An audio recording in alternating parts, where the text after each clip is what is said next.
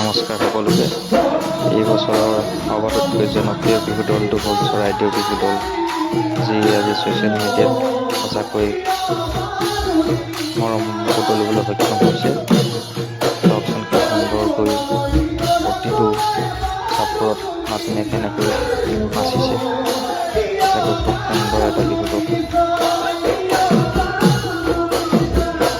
দৰ্শকৰ পুনৰ দাবীত আকৌ এবাৰ বিহু দলটোৱে বিহু প্ৰদৰ্শন কৰিছে। চাওকচোন কি সুন্দৰ। দুবাৰ এখেতলোকে বিহু প্ৰদৰ্শন কৰিবলগীয়া হৈছে দৰ্শকৰ দাবী।